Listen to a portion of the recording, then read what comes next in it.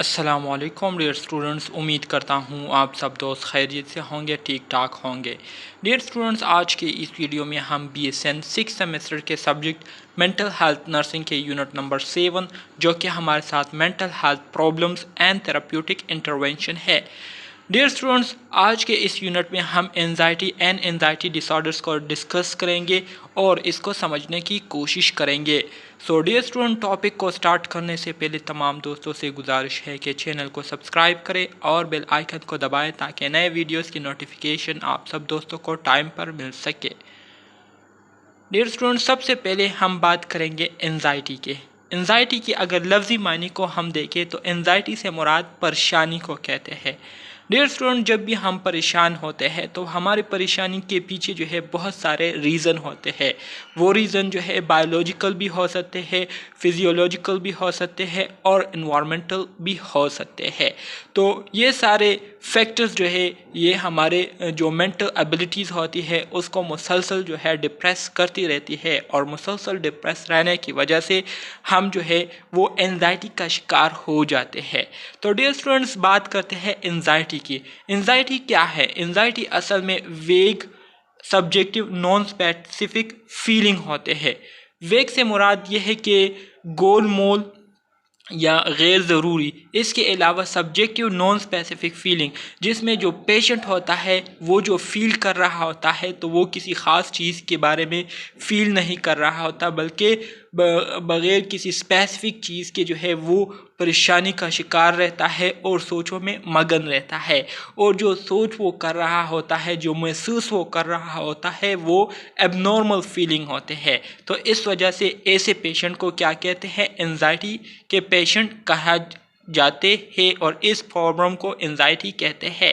Anxiety में क्या होता है? एंजाइटी में यूजुअली अनइजीनेस, जो पेशेंट होता है वो बहुत ज़्यादा अनकंफर्टेबल अपने आप को महसूस करता है।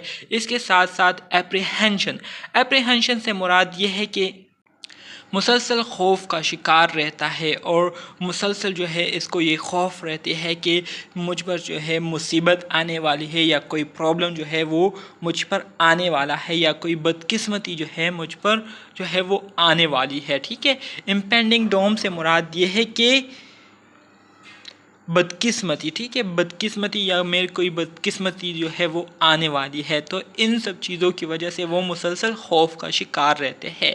अब डियर स्टूडेंट्स, अगर काज की बात करें हम एंजाइटी के, तो एंजाइटी जो है result of threats to one biological, physiologic and social integrity. जैसे कि मैंने आपको स्टार्ट में कहा था कि जब पेशेंट एंजाइटी का शिकार होता है तो इसके पीछे बहुत सारे वजूहात होते हैं। अब वो वजूहात जो है बायोलॉजिकल भी हो सकते हैं, फिजियोलॉजिकल भी हो सकते हैं और इन्वायरमेंटल भी हो सकते हैं। इन्वायरमेंटल में हमारे साथ सोशल इंटीग्रिटी आती है। बायोलॉजिकल से मुराद ये है कि हो सकता है जो पेशेंट एंजाइटी का शिकार है तो उसमें ये प्रॉब्लम जो है बाय बर्थ आई हुई हो, इनहेरिटेंस के ज़रिए जो है उसमें ये प्रॉब्लम आई हुई हो और वो बाय बर्थ जो है एंजाइटी का शिकार है। ठीक है।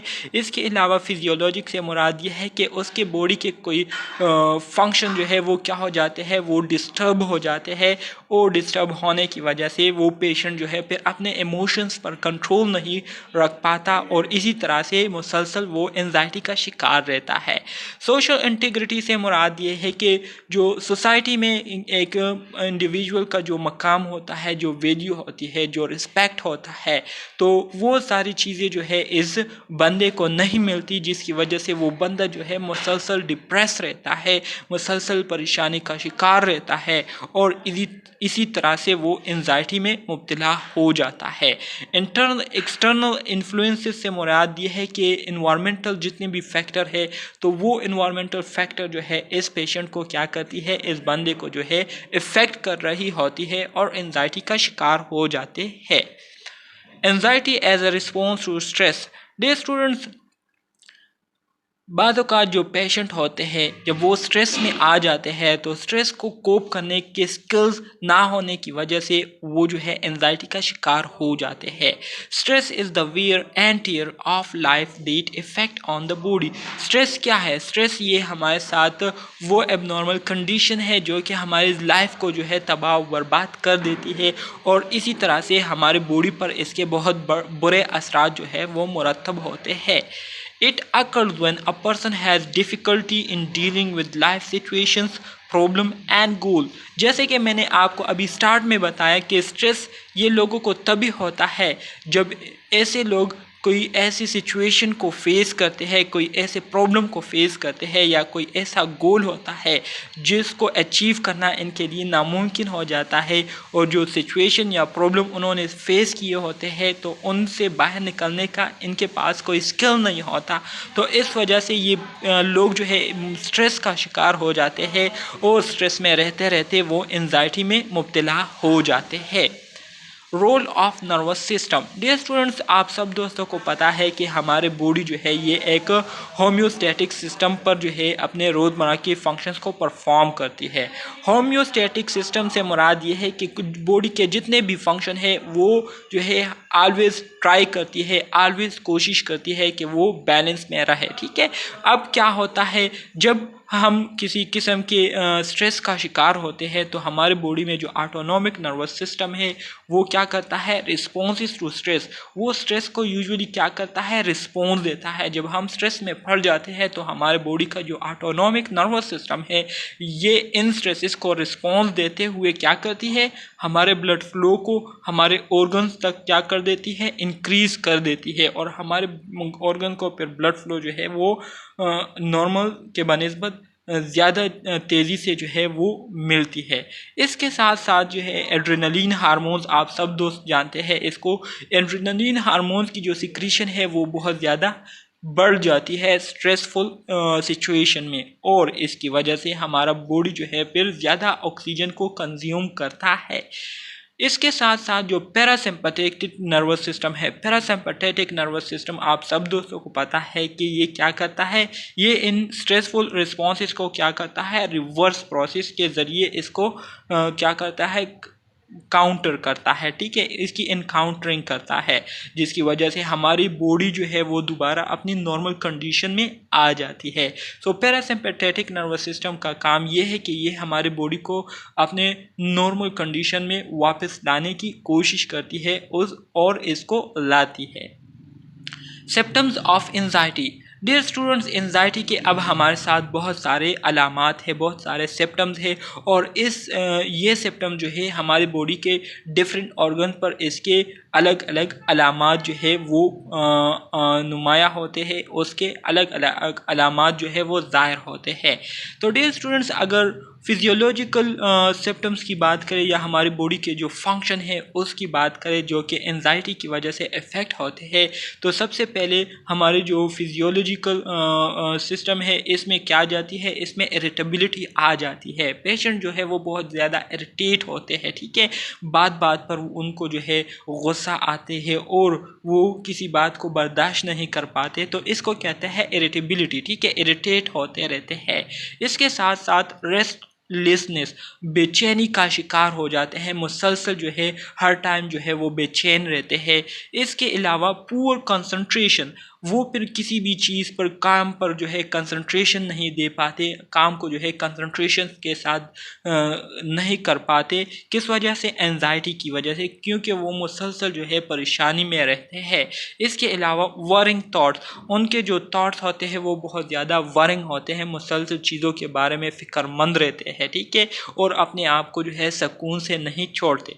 इसके अलावा sensitivity to noise and numbness, और फिर ऐसे पेशेंट जो है बहुत ज़्यादा सेंसिटिव हो जाते हैं नॉइज़ को और नमनेस को। सेंसिटिव टू नॉइज़ से मुराद ये है कि ऐसे पेशेंट जो है फिर थोड़ी सी भी शोर को जो है वो बर्दाश्त नहीं कर पाते, इवन यहाँ तक कि बच्चों की जो आवाज़ें हैं उसको भी फिर बर्दाश्त नहीं कर पाते, और उनको जो है अगर थोड़ी सी भी उनके साथ तेज़ आवाज़ में बात की जाए तो उनको जो है बहुत ज़्यादा गुस्सा आता है, बहुत ज़्यादा जो है चीखते चिल्लाते हैं, और शोर से जो है इनको बहुत ज़्यादा नफ़रत हो जाती है।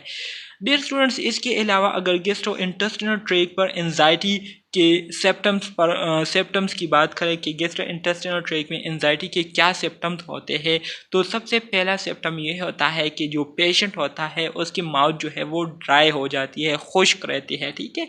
इसके साथ डिस्फेगिया का शिकार हो जाता है पेशेंट, मतलब वो फिर चीज़ों को सॉल्व नहीं कर पाता या सॉल्व करने में उसको बहुत ज़्यादा डिफ़िकल्टी होती है, मुश्किलात से दो चार होना पड़ता है। इसके अलावा हमारे स्टमक में जो एपिगैस्ट्रिक पार्ट है या रीजन है वो क्या हो जाता है, वो डिस्कम्फर्ट हो जाता है। और ज़्यादातर पेशेंट जो एंजाइटी में आते हैं तो एंजाइटी की वजह से उनको लूज़ मोशन होना शुरू हो जाते हैं। लूज़ मोशन इसलिए शुरू होते हैं क्योंकि जो पेरिस्टाल्सिक मूवमेंट होते हैं हमारे इंटेस्टाइन में, स्टमक में, वो बहुत ज़्यादा इंक्रीज़ हो जाते हैं। तो इंक्रीज़ होने की वजह से ज़ाहिरी बात है फिर जो फूड एब्जॉर्प्शन है वो प्रॉपर तरीके से नहीं होती और इस वजह से लूज़ मोशन या डायरिया जो है ये पेशेंट को हो जाती है। इसके अलावा कार्डियोवैस्कुलर सिस्टम की अगर बात करें कि कार्डियोवैस्कुलर सिस्टम पर एंजाइटी के क्या असरात मुरतब होते हैं, तो सबसे पहला जो सिम्टम है कार्डियोवैस्कुलर सिस्टम पर वो ये है कि पल्पिटेशन जो है बहुत ज़्यादा स्टार्ट हो जाती है। हमारा जो हार्ट बीट है वो इतना तेज़ हो जाता है कि हमें फिर ख़ुद वो बहुत ज़्यादा महसूस होता है और वो एरियाज़ भी हमें फिर महसूस होते हैं जहाँ पर बहुत ज़्यादा पल्पिटेशन होती है, ठीक है। इसके साथ साथ हमें चेस्ट में जो है डिस्कम्फर्ट जो है महसूस होता है और बाज़ों का जो बीटिंग है वो भी क्या होती है, मिस होती है, ठीक है। रिस्पायरेटरी सिस्टम पर एंजाइटी के ये अलामात होते हैं कि चेस्ट में डिस्कम्फर्टनेस जो है महसूस होती है और सांस लेने में फिर पेशेंट को क्या होती है, डिफ़िकल्टी महसूस होती है, मुश्किलात से दो चार होना पड़ता है। इसके अलावा अगर जिनिटो यूरिनरी सिस्टम की हम बात करें तो जिनिटो यूरिनरी सिस्टम पर एंजाइटी के ये असरात होते हैं कि फ़ीमेल में जिनिटो यूरिनरी सिस्टम जो है वो क्या हो जाता है, इस तरह से इफ़ेक्ट हो जाता है, इस तरह से असरअंदाज हो जाता है कि फ़ीमेल का जो मेंस्ट्रुअल साइकिल होता है वो क्या हो जाता है, वो डिस्टर्ब हो जाता है और मेंस्ट्रुअल साइकिल में डिस्कम्फर्ट जो है फिर फीमेल्स को जो है उसको फेस करनी पड़ती है और उनका जो पीरियड होता है, ठीक है, वो फिर टाइम पर नहीं आता, बहुत ज़्यादा लेट हो जाता है या टाइम से पहले बहुत ज़्यादा जल्दी आता है एंजाइटी में, ठीक है। इसके साथ साथ जो पेशेंट होते हैं वो फ्रीक्वेंट मैच्योरेशन करते हैं। फ्रीक्वेंट मैच्योरेशन से मुराद ये है कि बार बार जो है वो छोटा पेशाब करते रहते हैं, मुसलसल वो बाथरूम को अटेंड करते हैं। छोटा पेशाब जो है मतलब 1 घंटे में तकरीबन 4-5 दफ़ा जो है वो वॉशरूम को अटेंड करता है ड्यू टू एंजाइटी। इसके अलावा जो सेक्सुअल एक्टिविटी है और पेशेंट्स की, तो वो भी बहुत ज़्यादा मुतासिर हो जाती है और वो सेक्सुअली फिर सही तरीके से परफॉर्म नहीं कर पाते, ठीक है। सोमैटिक के डियर स्टूडेंट्स अगर हम बात करें तो सोमैटिक में ये होता है कि बॉडी के जो मसल्स होते हैं वो स्पाज़म का शिकार हो जाते हैं, इनवॉलंटरी वो कॉन्ट्रैक्ट होते हैं, ठीक है। इसके साथ साथ ट्रिमर का शिकार हो जाते हैं जिसमें बॉडी जो है इनवॉलंटरी मूवमेंट करती रहती है, सर दर्द का शिकार होते हैं। इसके साथ साथ पेशेंट जो है वो इंसोमिया का शिकार हो जाता है, मुसलसल एंजाइटी की वजह से, परेशानी की वजह से उनकी जो स्लीप पैटर्न है वो डिस्टर्ब हो जाती है। इंसोमिया से मुराद जो स्लीप पैटर्न है वो डिस्टर्ब हो जाती है, सही तरीके से वो फिर सो नहीं पाते और डिजीनेस जो है उसका शिकार हो जाते हैं। Level of anxiety, Hildegard Peplo, Interpersonal Relation in Nursing 1952। हेडगर्ड पेप्लो ने 1952 में जो इंटरपर्सनल रिलेशनशिप है नर्सिंग में, तो उसके ज़रिए जो है उन्होंने 4 स्टेजेस जो है एंजाइटी के क्या किए थे, आइडेंटिफाई किए थे। अब वो 4 स्टेजेस एंजाइटी के कौन से है वो हमारे साथ, एक नंबर पर माइल्ड एंजाइटी है, ठीक है, दूसरे नंबर पर हमारे साथ जो है मॉडरेट लेवल ऑफ एंजाइटी है, तीसरे नंबर पर हमारे साथ सेवियर लेवल ऑफ एंजाइटी होती है और चौथे नंबर पर हमारे साथ पैनिक लेवल ऑफ एंजाइटी होती है। सो डियर स्टूडेंट्स अगर आप इस डायग्राम में देखें तो माइल्ड लेवल ऑफ एंजाइटी में जो पेशेंट होता है वो आपको यूजुअली ऐसे शक्ल बनाकर आपको दिखाई देंगे। जो मॉडरेट लेवल ऑफ एंजाइटी का शिकार होते हैं तो आपको ऐसे दिखाई देंगे, ठीक है। और जो सीवियर लेवल एंजाइटी का शिकार होते हैं तो वो आपको बहुत ज़्यादा डिस्टर्ब नज़र आएंगे। और पैनिक लेवल के एंजाइटी में तो पेशेंट जो है वो फिर या फ्लाइट करता है या फाइट करता है, ठीक है। मतलब या जो है क्या करता है, दम दबाकर उस सिचुएशन से भागने की कोशिश करता है या फिर उस सिचुएशन को जो है क्या करता है, कोप करने के लिए उसके साथ फाइट करता है, ठीक है। तो ये हमारे साथ 4 लेवल है एंजाइटी के। Behaviour and physiological changes in mild anxiety. Dear students, अब हम बात करेंगे कि माइल्ड लेवल ऑफ एंजाइटी में हमारे साथ जो पेशेंट होते हैं तो उनके बिहेवियर में, उनके रवैये में क्या चेंजेस आती है और उनके जो फंक्शन है उसमें क्या तब्दीली आती है। तो सबसे पहली बात यह है कि जो माइल्ड लेवल ऑफ एंजाइटी के पेशेंट होते हैं तो वो फिर क्या होते हैं, परसेप्चुअल फील्ड वाइडन। उनका जो परसेप्चुअल फील्ड होता है वो वाइड हो जाता है, वसी हो जाता है। मतलब वो चीज़ों को फिर गहराई से देखता है, ठीक है, उस पर बहुत ज़्यादा कंसंट्रेशन देते हैं। इसके साथ साथ इंक्रीज अवेयरनेस एंड मोटिवेशन।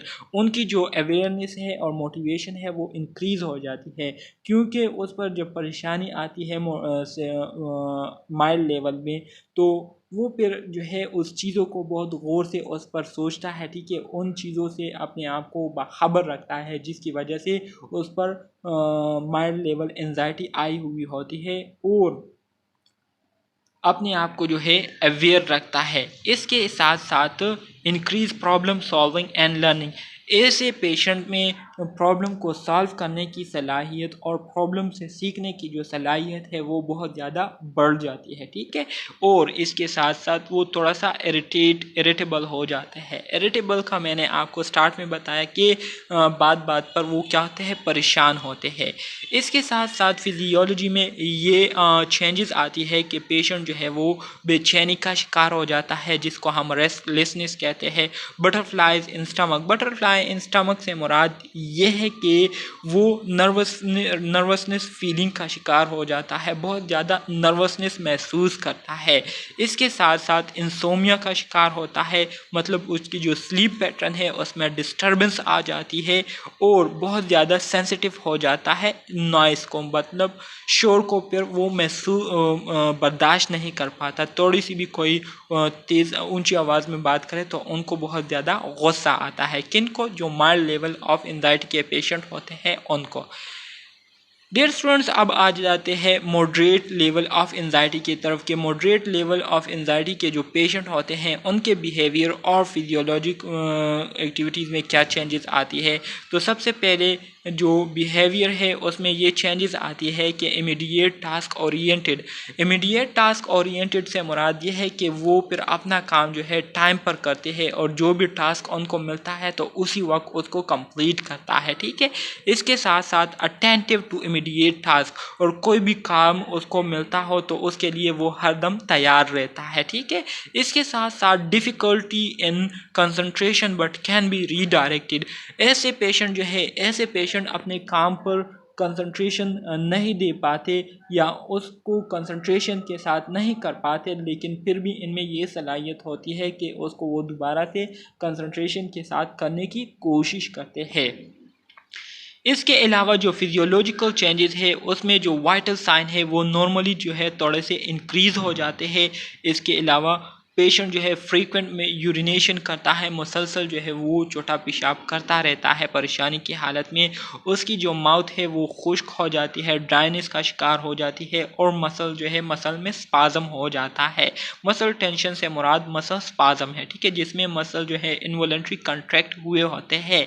इसके अलावा जो रेट ऑफ स्पीच है वो बहुत ज़्यादा इंक्रीज़ हो जाती है, मतलब बहुत ज़्यादा बातें करता रहता है, ठीक है। और डायफोरेटिक से मुराद ये है कि जो पेशेंट होता है वो मॉडरेट एंजाइटी की वजह से बहुत ज़्यादा उस पर क्या आता है, पसीना आता है और पसीने में जो है वो लथपथ होता है, ठीक है। तो ये चेंजेस है जो कि मॉडरेट एंजाइटी लेवल के पेशेंट के बिहेवियर और फंक्शंस में आते हैं, ठीक है। इसके बाद बात करते हैं सेवियर लेवल ऑफ एंजाइटी के पेशेंट की। तो सेवियर लेवल ऑफ एंजाइटी के पेशेंट के बिहेवियर और फिजियोलॉजी में क्या चेंजेस आती है, इसको अब हम डिस्कस करते हैं। सबसे पहली चेंज उसकी बिहेवियर में ये आती है कि उसकी जो परसेप्चुअल फील्ड है, जो सोचने समझने की जो सलाहियत है या चीज़ों को जिस नज़रिए से वो देखता है, तो वो बहुत नेरो हो जाता है, वो बहुत ज़्यादा तंग नज़र हो जाता है। ठीक है, चीज़ों को बहुत तंग नज़री से देखता है। इसके अलावा डिफ़िकल्टी इन कंप्लीटिंग टास्क और सॉल्विंग प्रॉब्लम, ऐसे पेशेंट को प्रॉब्लम को सॉल्व करने में और काम को मुकम्मल करने में बहुत ज़्यादा डिफ़िकल्टी होती है, बहुत ज़्यादा मुश्किलात फेस करने पड़ती है। इसके साथ साथ कैन नॉट लर्न इफ़ेक्टिवली, ऐसे पेशेंट जो है इफ़ेक्टिवली नहीं सीख पाते, प्रॉब्लम को से जो है इफ़ेक्टिवली जो है वो लर्निंग नहीं कर पाते, क्योंकि ऐसे पेशेंट जो है चीज़ों पर कंसंट्रेट करना जो है वो सही तरीके से नहीं कर पाते, चीज़ों पर जो है ध्यान नहीं देते सही तरीके से। तो इस वजह से ऐसे पेशेंट जो है अच्छी तरीके से लर्निंग नहीं करते। फीलिंग ऑफ ड्रेड एंड ड्रोम, इसकी वजह से ऐसे पेशेंट जो है बहुत ज़्यादा अपने आप को बदकिस्मत जो है समझते हैं और बदकिस्मत जो है अपने आप को महसूस करते हैं। ऐसे पेशेंट जो है अक्सर औकात क्राइंग करते हैं, अक्सर औकात जो है अपने हालात से परेशान होकर रोते रहते हैं।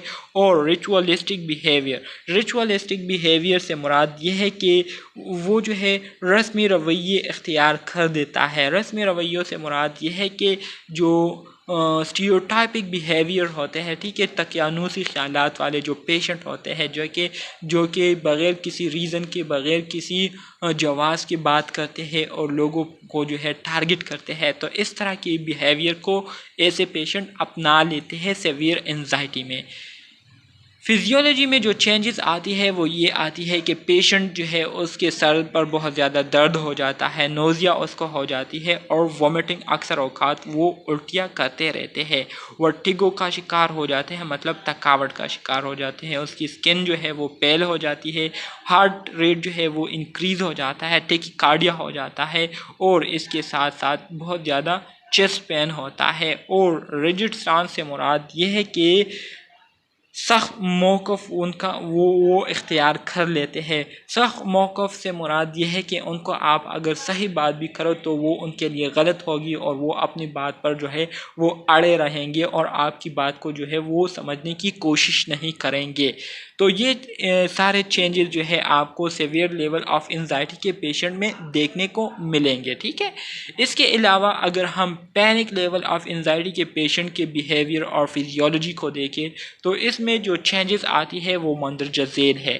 सबसे पहली चेंज इसमें ये आती है कि unable to process environmental stimuli, जो एनवायरमेंटल स्टिमुलाई उसको मिल रही होती है तो वो एनवायरमेंटल स्टिमुलाई को अंडरस्टैंड नहीं कर पा रहा होता, वो सिचुएशंस को समझ नहीं पा रहा होता कि ये क्या हो रहा है मेरे इर्द गिर्द, उस पर इंटरप्रेट नहीं कर पा रहा होता, उस पर सोच विचार नहीं कर सकता। ठीक है, इसके साथ साथ डिस्टोर्टेड परसेप्शन, उसका जो नज़रिया होता है वो तकरीबन ख़राब हो जाता है, मुकम्मल ख़राब हो जाता है। ठीक है, इसके साथ साथ can only focus on self, वो सिर्फ फिर अपने आप पर उसका जो है ध्यान होता है और अपने आप को किसी तरीके से इन सिचुएशन से बचाने की कोशिश करने में लगा हुआ होता है। रिस्क फॉर सेल्फ हार्म, ऐसे पेशेंट जो है, ऐसे पेशेंट को बहुत ज़्यादा ख़तरा होता है अपने आप से कि कहीं ऐसे पेशेंट जो है वो कंडीशन हालात से जो दो चार होकर जो है हौसला ना हारे और अपने आप को कहीं जो है नुकसान ना पहुंचाए। अनेबल टू कम्युनिकेट, ऐसे पेशेंट जो है जो बहुत ज़्यादा एंजाइटी का शिकार हुए होते हैं तो ऐसे पेशेंट जो है लोगों के साथ सही तरीके से बातचीत भी नहीं कर पाते, इनको जो है फिर बात करने का ढंग नहीं आता, बात करने का सलीका नहीं होता कि लोगों से किस तरह से पेश आना है, बात करनी है। रेशनल थॉट्स एंड बिहेवियर, इन ऐसे पेशेंट के जो थॉट्स और बिहेवियर होते हैं तो वो बिला वजह के एबनॉर्मल होते हैं, ठीक है, वो ऐसे बिहेव करते हैं जो कि नॉर्मली नहीं करनी चाहिए। इसके साथ साथ मुमकिन होता है कि ऐसे पेशेंट को डिल्यूजन और हेलुसिनेशन हो जाए। डिल्यूजन और हेलुसिनेशन ये हमारे साथ एबनॉर्मल मेंटल प्रोसेस होता है जिसमें जो पेशेंट होता है वो जो है ख्याली दुनिया में रहता है और लोगों को जो है वो अपना दुश्मन मानते हैं और लोगों को से जो है क्या करता है, हर वक्त जो है उसको शगी निगाह से देखते हैं कि ऐसा ना हो कि ये लोग जो है मुझे नुकसान पहुंचाए, उनसे डरते रहते हैं और शक करते रहते हैं। इसके साथ साथ जो फिजियोलॉजिकल चेंजेस है वो ये होती है कि can run away from scene. ऐसे पेशेंट जब पैनिक सिचुएशन को देखते हैं, बहुत ज़्यादा ख़राब हालत को देखते हैं, तो ऐसे सिचुएशन में ये पेशेंट जो होते हैं भागने की कोशिश करते हैं, उस सिचुएशन से अपने आप को बचाने की कोशिश करते हैं। Can be immobilise and mute, या ये पेशेंट जो है बहुत ज़्यादा इमोबलाइज हो जाते हैं या म्यूट हो जाते हैं। मतलब सिचुएशन को देखते ही उनके जो कंट्रोल होते हैं वो क्या हो जाते हैं, ख़त्म हो जाते हैं और वो उसी जगह पर जो है बैठ जाते हैं और बिल्कुल खामोश हो जाते हैं, बात भी नहीं कर पाते due to panic level of anxiety की वजह से। ऐसे पेशेंट की जो आई प्यूपिल होता है वो डायलेट हो जाता है। इसके साथ साथ इनका ब्लड प्रेशर जो है वो क्या हो जाता है, बहुत ज़्यादा इंक्रीज़ हो जाता है, पल्स रेट जो है वो इंक्रीज़ हो जाता है, रिस्पायरेटरी रेट जो है वो इंक्रीज़ हो जाता है। इसके साथ साथ ऐसे पेशेंट जो है ऐसे सिचुएशन में या तो फाइट करते हैं या उस जगह से दम दबाकर भागने की कोशिश करते हैं, ठीक है। Behaviour in response to anxiety. Dear students, अब एंजाइटी के रिस्पॉन्स में हम जो बिहेवियर अपनाते हैं वो क्या है। एडाप्टिव बिहेवियर जो है वो हमारे साथ ये है कि adaptive behaviour are positive and help the person to learn. Adaptive behaviour ये वो बिहेवियर होते हैं जिसमें क्या होता है, जो कि पॉजिटिव बिहेवियर होते हैं और जिसके ज़रिए पेशेंट जो है उस सिचुएशन से सीखने की कोशिश करते हैं, तो इसको कहते हैं एडाप्टिव बिहेवियर, ठीक है। इसमें क्या होता है, इमेजिनरी टेक्निक जो है वो सीखे जाते हैं या बताए जाते हैं, ठीक है। इसके साथ साथ sequential relaxation of the body from head to toe. Body को जो है हेड टू टोज, सर से लेकर पैर तक, सर से लेकर पाँव तक जो है उसको रिलैक्स करने की कोशिश की जाती है, उसको रिलैक्स रखने की कोशिश की जाती है। इसके साथ साथ उनको डीप ब्रीथिंग के बारे में बताया जाता है कि आप जो है काइंडली डीप ब्रीथिंग लें, आप लंबी सांसें लें ताकि आप जो है अपने आप को थोड़ा सा रिलैक्स महसूस करें और आपका जो डर है, आपका जो खौफ है वो थोड़ा सा कम हो जाए, ठीक है। तो इसको कहते हैं एडाप्टिव बिहेवियर और ऐसे बिहेवियर को जो है एंजाइटी में अपनाना चाहिए।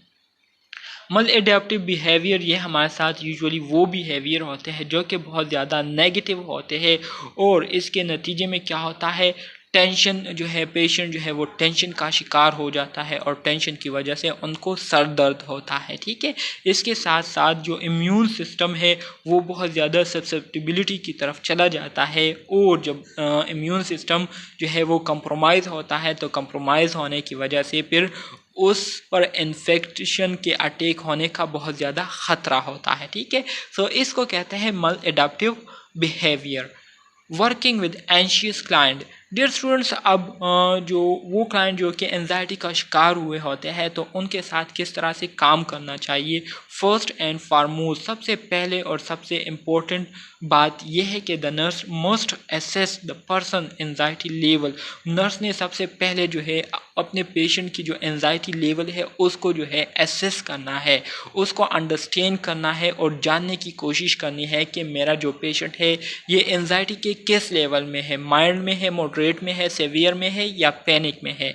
बिकॉज क्योंकि that will determine what intervention are likely to be effective। क्योंकि जब हम इसको जानेंगे तो इससे हमें ये मदद मिलेगी कि हम फिर आसानी से जो है उस पेशेंट के लिए उसके प्रॉब्लम से रिलेटेड फिर हम प्लानिंग करेंगे और फिर इफ़ेक्टिवली उसकी ट्रीटमेंट भी हम कर सकेंगे। Client with mild anxiety. अब वो पेशेंट जो कि माइल्ड एंजाइटी का शिकार हुए हो, तो mild anxiety is an assess to the client and require no direct intervention. तो माइल्ड एंजाइटी के जो पेशेंट है उसको हम क्या करते हैं, उसको हम असिस्ट करते हैं और उनके लिए जो है डायरेक्ट इंटरवेंशन की ज़रूरत नहीं होती, बल्कि पीपल विद माइल्ड एंजाइटी, वो पेशेंट जो कि जिनको माइल्ड एंजाइटी हुई हो, तो वो जो है can learn and solve problem, वो जो है प्रॉब्लम को सॉल्व करना सीख सकते हैं and are even eager for information, और इसी तरह से हम उनको इंफॉर्मेशन भी दे सकते हैं। Teaching can be very effective when the client is mild anxious. अब वो पेशेंट जो कि माइल्ड एंजाइटी का शिकार हुए हो, तो ऐसे पेशेंट के लिए टीचिंग जो है ये बहुत ही ज़्यादा इफ़ेक्टिव प्रोसेस है। मतलब यह है कि ऐसे पेशेंट को आप टीच कर सकते हैं, ऐसे पेशेंट को आप गाइड कर सकते हैं, उन्हें बता सकते हैं कि जो प्रॉब्लम आप फेस कर रहे हैं तो ये तो लाइफ है, ज़िंदगी में तो ऐसे प्रॉब्लम आते रहते हैं, हमें ऐसे प्रॉब्लम से घबराना नहीं चाहिए, बल्कि ऐसे प्रॉब्लम्स को हमें तहम्मुल के साथ जो है इसको फेस करनी चाहिए और इसको सॉल्व करने की कोशिश करके इससे सीखना चाहिए, ठीक है, ताकि अगर दोबारा हमें फ्यूचर में ऐसे प्रॉब्लम फेस करने पड़े तो उसको फिर आसानी से हम मैनेज कर सकें। तो इस तरह से हम क्या करते हैं, ऐसे जो माइल्ड लेवल के एंशियस पेशेंट होते हैं तो उनको हम इस तरह से टीचिंग देते हैं। क्लाइंट विद मॉडरेट एंजाइटी, वो पेशेंट जो कि मॉडरेट एंजाइटी का शिकार हुए हो, तो उनके लिए हम क्या करते हैं, the nurse must be certain that the client is following what the nurse is saying. इसमें जो नर्स है वो इस बात का ख्याल रखेगा कि जो नर्स अपने पेशेंट को कह रहा है तो पेशेंट जो है उस बात पर अमल कर रहा हो, ठीक है, इस बात का जो है नर्स ने बहुत ज़्यादा ख्याल रखना है। The client attention can wander and he और she may have some difficulty concentrating over time. अब क्लाइंट की जो अटेंशन है, क्लाइंट की जो कंसंट्रेशन है वो क्या होती है, और उसकी अटेंशन जो है वो बहुत ज़्यादा, वो कंसंट्रेशन जो है वो बहुत ज़्यादा इफ़ेक्ट हुई होती है, और हो सकता है कि वो बातों को अंडरस्टैंड करने में बहुत ज़्यादा टाइम लेता हो आपसे, ठीक है।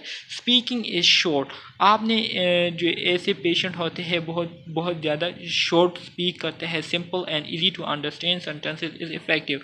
तो ऐसे पेशेंट के साथ जब भी हम बातचीत करेंगे तो हमारे जो सेंटेंसेस है, हमारे जो जुमले हैं वो शॉर्ट होने चाहिए, आसान अल्फाज में होने चाहिए, और ऐसे सेंटेंसेस होने चाहिए, जुमले होने चाहिए जिसको पेशेंट जो है वो आसानी से अंडरस्टैंड कर सकता हो।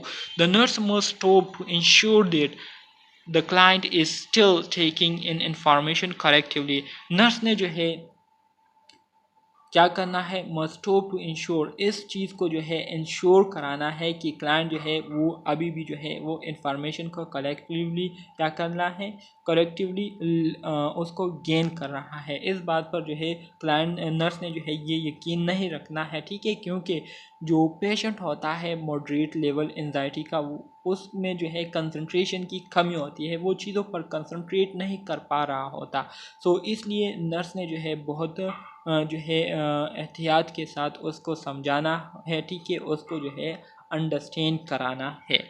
The nurse may need to redirect the client back to the topic, इसी वजह से नर्स क्या करेगा, अपने क्लाइंट को बार बार जो है अपने टॉपिक की तरफ डाइवर्ट करेगा।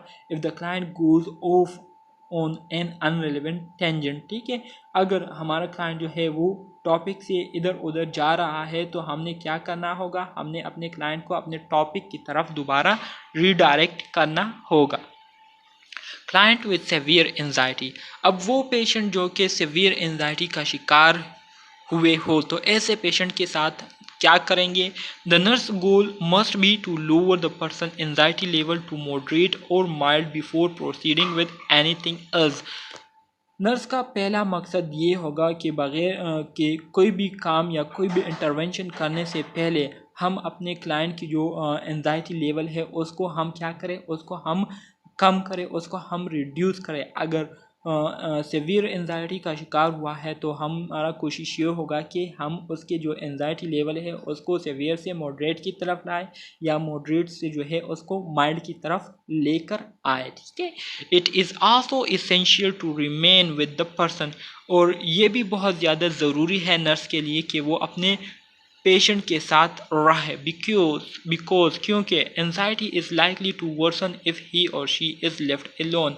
क्योंकि अगर हम ऐसे पेशेंट को, एनजाइटी के जो पेशेंट है उनको अकेला छोड़ दे तो वो ऑलरेडी जो है वो स्ट्रेस का शिकार हुए होते हैं। तो अगर ऐसे पेशेंट अपने आप को अकेला देखते हैं, फील करते हैं, तो उनकी जो एनजाइटी लेवल है वो मज़ीद जो है वो बढ़ जाती है और इसी तरह से फिर वो अपने आप को नुकसान जो है वो पहुंचा सकते हैं। इसके साथ talking to the client in a low calm and soothing voice can help. इसके अलावा नर्स जब भी अपने क्लाइंट के साथ बात करेगा तो नर्स का जो कम्युनिकेशन पैटर्न है, जो कम्युनिकेशन मेथड है वो ऐसा होना चाहिए कि नर्स जो है अपने क्लाइंट के साथ एक हल्की आवाज़ में बात करे, ठीक है, एक रिलैक्स आवाज़ में जो है अपने क्लाइंट के साथ जो है वो बात करे, जिससे क्लाइंट को बहुत ज़्यादा सपोर्ट मिलेगी। If the person can not sit still, अगर बंदा जो है वो अभी तक बैठा नहीं हुआ है और वॉकिंग विद हिम, और उसके, तो आपने जो है उसके साथ क्या करना है, आपने उसके साथ चलना शुरू कर देना है। Well talking can be effective, ठीक है। तो इससे ये होगा कि इससे आप जो बातचीत कर रहे होते हैं तो उसके लिए बहुत ज़्यादा इफ़ेक्टिव होगा, ठीक है। What the nurse talk about matter less than how he or she say the word। अब ये मैटर नहीं करता कि नर्स क्या कह रहा है, मैटर जो है ये करता है कि वो जो है उन वर्ड्स के बारे में क्या कह रहा है जो कि नर्स उसको कह रहा है, ठीक है। इसके साथ साथ helping the person to take deep even breath can help lower anxiety. इसके साथ साथ हमने अपने क्लाइंट को बताना है कि वो डीप ब्रीथिंग करे। इससे ये होगा कि इससे पेशेंट की जो एंजाइटी है उसमें कमी जो है वो आएगी, ठीक है। Client with panic level anxiety, अब वो पेशेंट जो कि पैनिक लेवल ऑफ एंजाइटी का शिकार हुए हो तो ऐसे पेशेंट के साथ क्या करना चाहिए नर्स को। The person safety is the primary concern. अब ऐसे पेशेंट जो कि बहुत ज़्यादा सेवियर और बहुत ज़्यादा पैनिक लेवल ऑफ एंजाइटी का शिकार हुए हो तो ऐसे पेशेंट के साथ जब भी नर्स डीलिंग करेगा तो नर्स जो है सबसे पहले अपने लिए सेफ्टी जोन को देखेगा, अपने आप को जो है वो क्या करेगा, सेव करेगा। इसके बाद फिर नर्स जो है वो अपने क्लाइंट के साथ डीलिंग करेगा। ही और she can not perceive potential harm and may have no capacity for rational thoughts. क्योंकि वो पेशेंट जो लड़की हो या लड़का हो, ठीक है, क्योंकि उनमें इतनी सलाहियत नहीं होती कि वो चीज़ों को जो है अंडरस्टैंड कर सके। तो इस वजह से ऐसे पेशेंट से बहुत ज़्यादा ख़तरा होता है कि वो अपने आप को या नुकसान पहुंचाते हैं या उनके जो सराउंडिंग लोग होते हैं उनको नुकसान पहुंचाने की कोशिश करते हैं। The nurse must keep talking to the person in a comforting manner. Nurse जो है वो अपने जो पेशेंट है उसके साथ एक कंफर्ट तरीके से जो है उनके साथ बातचीत को कंटिन्यू रखेंगे, इवन दो यहाँ तक कि the client can not process what the nurse is saying. यहाँ तक कि अगर क्लाइंट को समझ भी नहीं आ रहा होता कि जो नर्स जो कह रहा है वो क्या कह रहा है, लेकिन फिर भी जो नर्स ने है उससे उस पेशेंट के साथ जो है बातचीत को कंटिन्यू रखनी है। Going to a small quiet and non stimulating environment, आपने जो है अपने पेशेंट को एक स्मॉल खामोश और ऐसे इन्वायरमेंट में रखना है जो कि टेंशन फ्री हो, जिसमें ऐसे कोई भी चीज़ ना हो जिससे आपका पेशेंट जो है वो इरिटेट होता हो। तो इससे ये होगा कि आपका जो पेशेंट है उसकी एंजाइटी में क्या आएगी, कमी आएगी। The nurse can reassure the person that this is anxiety, that it will pass and that he or she is in a safe place। Nurse ने क्या करना है, नर्स ने जो है अपने पेशेंट को ये इंश्योर कराना है, ये बावर कराना है कि आप जिस चीज़ को फेस कर रहे हैं ये असल में एंजाइटी है और ये जो है एक कॉमन बात है, ये होती रहती है और ये जो है ये प्रॉब्लम जो है ये टाइम के साथ साथ जो है वो ठीक हो जाएगा, ख़त्म हो जाएगा, ठीक है, और आप जो है बिल्कुल महफूज है। The nurse should remain with the client until the panic recedes. Nurse जो है वो उस टाइम तक अपने पेशेंट्स के साथ रहेगा जब तक वो पैनिक लेवल ऑफ एंजाइटी जो है उसमें कमी ना आ जाए। Panic level anxiety is not sustain infinitely but can last for 5 to 30 minute. अब जो पैनिक लेवल ऑफ एंजाइटी है वो मुसलसल नहीं रहती, बल्कि वो ज़्यादा से ज़्यादा 5 से लेकर 30 मिनट्स के लिए पेशेंट को होती है, ठीक है, जो कि बहुत ज़्यादा ख़तरनाक होती है। When working with an anxious person, और जब हम किसी anxious person के साथ वर्क कर रहे होते हैं, the nurse must aware of his or her own anxiety level। तो नर्स का काम यह है कि वो उस पेशेंट के एंजाइटी लेवल से बाखबर हो। It is easy for the nurse to become increasingly anxious। ये नर्स के लिए बहुत ज़्यादा आसान है कि वो आसानी से जो है उसकी जो एंशियसनेस है टू बिकम इंक्रीजिंगली एंशियस, वो क्या हो जाए, वो इंक्रीजिंगली एंशियस हो जाए। रिमेनिंग काम, तो नर्स को चाहिए कि वो क्या रहे, काम रहे एंड इन कंट्रोल, और वो कंट्रोल में रहे इज़ इसेंशियल, बहुत ज़्यादा ज़रूरी है। If the nurse is going to work effectively with the client, अगर नर्स चाहती है कि वो अपने क्लाइंट के साथ अपना जो ट्रीटमेंट प्लान है उसको इफ़ेक्टिवली परफॉर्म करे, तो इसके लिए नर्स को चाहिए कि वो अपने आप को रिलैक्स रहे, अपने आप को कंट्रोल में रखे, ठीक है। Short term anxiety can be treated with anxiolytic drug. जो शॉर्ट टर्म एंजाइटी होती है जो कि कम ड्यूरेशन के लिए होती है, तो उसको हम एंजियोलाइटिक ड्रग्स के ज़रिए ट्रीट करते हैं, जिसमें हमारे साथ बेंजोडाइज़ेपीन्स आ गए, ठीक है। ये कॉमनली यूज़ होते हैं, लेकिन इसका जो पोटेंशियल है वो बहुत ज़्यादा होता है अब्यूज़ इस्तेमाल के। Anxiety disorder comprise a group of conditions that share a key feature of excess anxiety with using behavior, emotional and physiological responses। Anxiety disorder usually ये हमारे साथ क्या होता है, ये ग्रुप ऑफ कंडीशन से अराइज होते हैं, मतलब बहुत सारे कंडीशन जब मिलते हैं तो उसकी वजह से ये एंजाइटी डिसऑर्डर काज होता है, जिसकी वजह से जो हमारे फीचर्स होते हैं, कैरेक्टरिस्टिक्स होते हैं, वो बहुत ज़्यादा इफ़ेक्ट हो जाते हैं, और लोगों का जो बिहेवियर होता है, जो इमोशनल स्टेट होता है और जो फिजियोलॉजिकल रिस्पॉन्सेज होते हैं वो बहुत ज़्यादा इफ़ेक्ट हो जाते हैं। Diagnose when anxiety no longer functions is signal of danger or motivation for needed change. Diagnose, जब हम एंजाइटी को डायग्नोज कर लेते हैं तो फिर इसमें जो फंक्शन होते हैं, नो लॉन्गर फंक्शन, उसकी कोई फंक्शन नहीं होती, और ये हमारे साथ एक सिग्नल है डेंजर का या मोटिवेशन का। Type of anxiety disorder. अब एंजाइटी डिसऑर्डर के हमारे साथ मुख्तलिफ टाइप्स है। तो डियर स्टूडेंट, सबसे पहली टाइप एंजाइटी डिसऑर्डर की यह है कि एग्राफोबिया विद और विदाउट पैनिक डिसऑर्डर। एग्राफोबिया क्या है, आगे इसको हम डिस्कस करेंगे।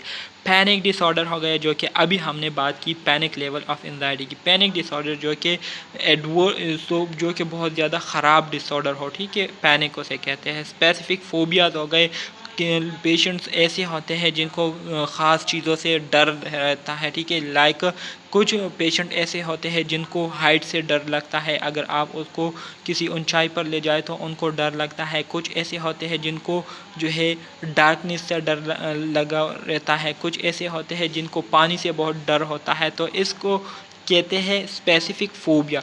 इसके अलावा सोशल फ़ोबिया से मुराद ये है कि लोगों से ये लोग जो है बहुत ज़्यादा डरते रहते हैं और लोगों के साथ मिलजुलना इनको जो है पसंद नहीं होता, उससे बहुत ज़्यादा डर महसूस होता है इन ऐसे पेशेंट को, तो ऐसे पेशेंट को सोशल फ़ोबिया कहते हैं। इसके अलावा ऑब्सेसिव कंपल्सिव डिसऑर्डर हो गया, जनरलाइज एंजाइटी डिसऑर्डर हो गया, एक्यूट स्ट्रेस डिसऑर्डर हो गए and post traumatic stress disorder. Post traumatic stress disorder से मुराद ये है कि जब कोई पेशेंट एक्सीडेंट कर लेता है तो एक्सीडेंट के बाद उसको जो है बहुत ज़्यादा स्ट्रेस लाहक हो जाता है, और इस स्ट्रेस की वजह से उसको हम पोस्ट ट्रॉमेटिक स्ट्रेस डिसऑर्डर कहते हैं। Type of anxiety disorder. Agoraphobia is anxiety about or avoidance of places or situation from which escape might be difficult or help might be unavailable. Agoraphobia ये हमारे साथ एंजाइटी की वो किस्म है जिसमें जो पेशेंट होते हैं ज़्यादातर ऐसे इलाकों से, ऐसे जगहों से गुरेज करते हैं जहाँ पर वो जो है अगर सिचुएशन ऐसी आ जाए जहाँ पर मदद को ज़रूरत हो या वहाँ से अपने आप को जो है बाहर निकालने की ज़रूरत हो, तो वहाँ से नहीं निकाल सकते अपने आप को या मदद की कोई चांस ना हो वहाँ से, तो ऐसे इलाकों से जो है पेशेंट को बहुत ज़्यादा डर होता है, तो ऐसे पेशेंट्स को हम एग्रोफोबिक पेशेंट कहते हैं। ठीक है। Panic disorder is characterized by recurrent unexpected panic attack that cause constant concern। Panic disorder से मुराद ये है कि अचानक आप पर जो है कोई ऐसी सिचुएशन आ जाए जिसकी वजह से आप बहुत ज़्यादा स्ट्रेस में चले जाते हैं, तो इसको पैनिक डिसऑर्डर कहते हैं। Panic attack is the sudden onset of intense apprehension. Panic attack क्या है? पैनिक अटैक ऐसे सिचुएशन होते हैं जिसमें एकदम अचानक से आप पर क्या आ जाती है, अचानक से आप पर खौफ जो है वो तारी हो जाती है, आप बहुत ज़्यादा अपने आप को खौफ में जो है महसूस करते हैं। Terror associated with feeling of impending doom, और आपको जो है आने वाले ख़तरे से बहुत ज़्यादा क्या होता है, आने वाले ख़तरे या आने वाला ख़तरा जो है बहुत ज़्यादा आपको महसूस होता है, तो इसको पैनिक अटैक कहते हैं। Specific phobia is characterized by significant anxiety provoked by a specific fear object situation which often lead to avoidance behaviour. ठीक है, वही बात है जो कि मैंने आपको स्टार्ट में बताई कि ठीक है, स्पेसिफिक फोबिया यूजुअली हमारे साथ वो कंडीशन होती है जिसमें पेशेंट को ख़ास चीज़ों से डर होता है और ऐसी चीज़ों को वो फेस करने से या ऐसे एक्टिविटीज़ को वो करने से बहुत ज़्यादा अवॉइड करते हैं। ठीक है। सोशल फोबिया का भी मैंने आपको बताया जिसमें पेशेंट जो है वो लोगों के साथ सोशलाइज होना पसंद नहीं करता और लोगों में रहना उससे जो है उसको बहुत ज़्यादा डर महसूस होता है। ऑब्सेसिव कंपल्सिव डिसऑर्डर का भी आप सब दोस्तों को पता है। ठीक है। इसके साथ generalize anxiety disorder is characterized by at least 6 months of persistent and excessive worry and anxiety। Generalize anxiety disorder usually हमारे साथ एंजाइटी की वो टाइप है जिसमें जो पेशेंट होता है कम से कम 6 महीने तक जो है वो परेशानी में रहता है और एंजाइटी का शिकार रहता है, तो इसको जनरलाइज एंजाइटी डिसऑर्डर कहते हैं। एक्यूट स्ट्रेस डिसऑर्डर का भी आपको पता है कि is the development of anxiety dissociative and other symptoms within 1 month of exposure to an extremely traumatic disorder.